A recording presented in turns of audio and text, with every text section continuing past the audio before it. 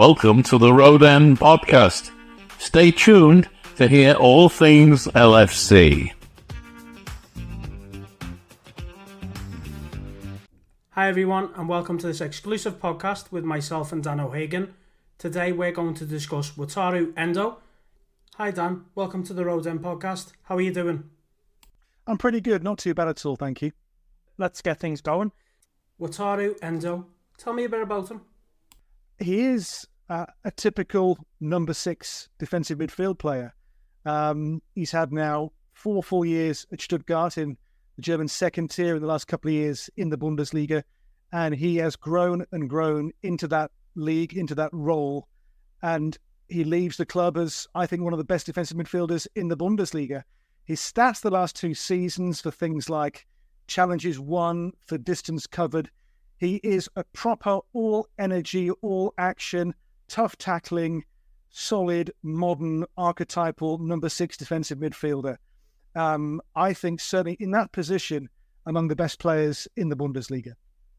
So that comes as a surprise that we haven't actually been linked with him before. So it seems a little bit out the blue for Liverpool supporters. Obviously, we've had the recent transfer issues with the Caicedos and the Lavias. What's different about him compared to them?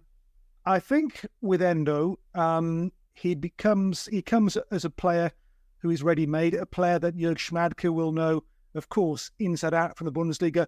Jurgen Klopp will know well from his links with German football as well. He comes in as a player, obviously, with bags of experience.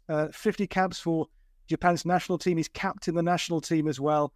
And he is a player at home in a top European league. Okay, in a team who've had to battle relegation the last 2 seasons. But he'll come in and not be fazed by the Premier League, by Liverpool, and the tradition, of course, that will bring upon him. But he's always said his dream is to play in the Premier League. And okay, he's 30. It's, a late stage in his career to get that kind of move. But I think he comes in off the shelf, a player who can go straight into Jurgen Klopp's plans as a first-team player. So would you say it was disrespectful that people are calling him maybe a backup to another signing coming in terms of his qualities? His quality is there for all to see. Obviously, he's not the marquee multi-million pound poster boy transfer that I'm sure Liverpool fans were hoping for in that position. But, as I say, what he is, he's a player who is proven at a good level in Germany. He's missed 3 games in the last 3 seasons. He is metronomically reliable. He's rarely injured. He rarely has a poor game. And he comes in as a player who will do a good job. You don't win 50 caps for Japan these days by being an average player. He's an excellent footballer. He's got a great football brain. His pass completion rate for his position in a team who don't have much possession is very good. As I say, his numbers for challenges won, for defensive blocks, for distance covered, they stand up to anybody's across the top 5 leagues in Europe. Okay, and when you say he's only missed 3 games, obviously that's a big thing at Liverpool. There's been quite a lot of injuries, quite a lot of long-term injuries as well. So I'm going to say I was touching wood when you said that. So, hopefully we do get that injury-free player. Okay, so the fee, what's being touted right now is £15 million with potential add-ons up into 22 million.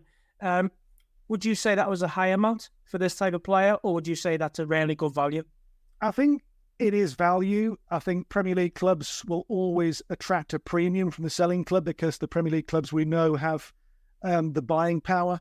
But don't forget, he is in the last year of his contract. I think if he had maybe 2 or 3 years left to run, the fee would be higher. I think the fee mentioned around that £15 million mark is, I think, fair. You're getting a player, as I say, who rarely misses a game. He is ultra reliable. And I think, okay, he may not be that big marquee name Liverpool fans were maybe dreaming of, but give the guy a chance. In Germany, he's got a hell of a reputation. And let's see how he gets on in the Premier League. Okay, so what's the reaction like then from the Stuttgart fans? I've read up online and I've been on Twitter a lot with the Stuttgart fans, and they seem really angry with this deal. Would you say that's fair? Yeah, I mean, to lose your captain on, here we are now 2 days away from the first game of the Bundesliga season for Stuttgart, it's a huge hole to fill. So, yeah, they will be angry. To lose your skipper at this time when you've had a poor season. And don't forget, this is the guy whose goals the last 2 seasons have almost kept them in the Bundesliga. Last day of the season, last kick of the season, 2 years ago against Köln, his goal kept them up. Last season, last but one game, away to Mainz, scored a massive equaliser in a game they had to go on and win, and they did. So they lose a proven player who has been a talisman. The last coach there, Pellegrino Matarazzo, called him integral to how Stuttgart play, his mindset, his mentality. He was called by Bild, the German newspaper, Stuttgart's vacuum cleaner because of the defensive job he does.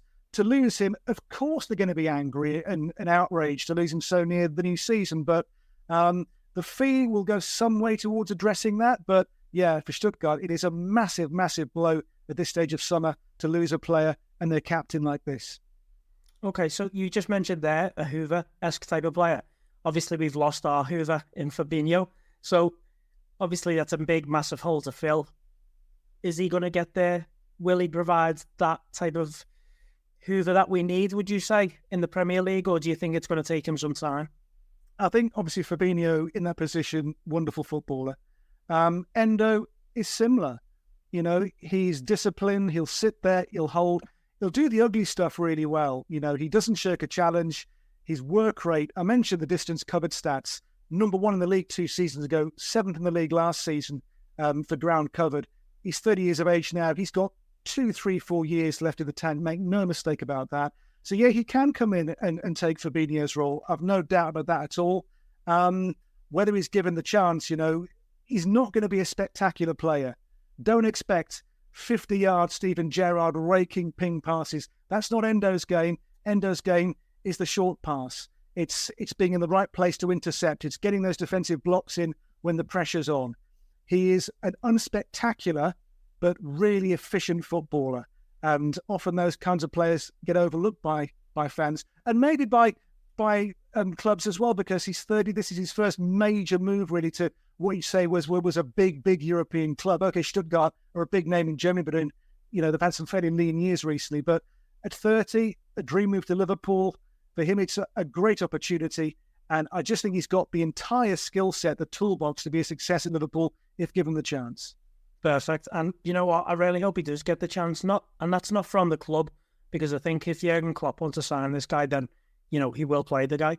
But from the fans, because like I've mentioned, the fans have been crying out for this marquee signing. And, Liverpool haven't always made these marquee signings. We've always developed superstars. And I think right now, obviously, the concern is his age. But like you said, he's, his legs and the distance he covers, that tells its own story. So, okay, well, thanks very much for that.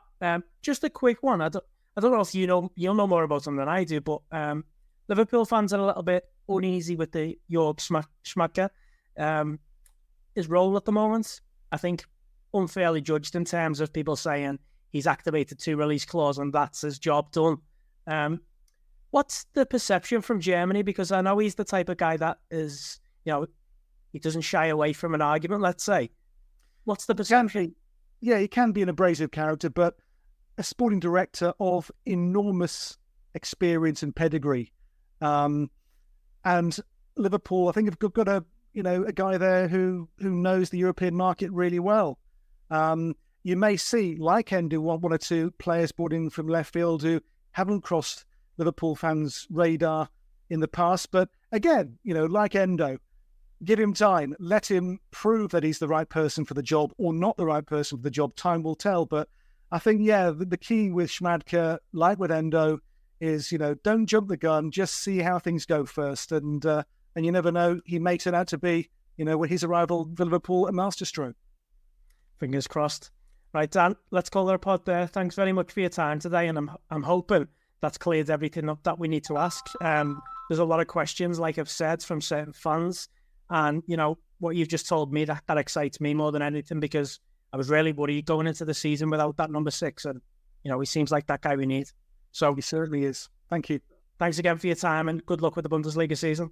Thank you very much. Thanks. Thanks to everyone for listening in to today's podcast, and thank you to our amazing guests. Without them, this wouldn't be possible. Don't forget to follow us on social media, twitter.com/The Road Ends Pod, and on Instagram, Instagram/TheRoadEndPod.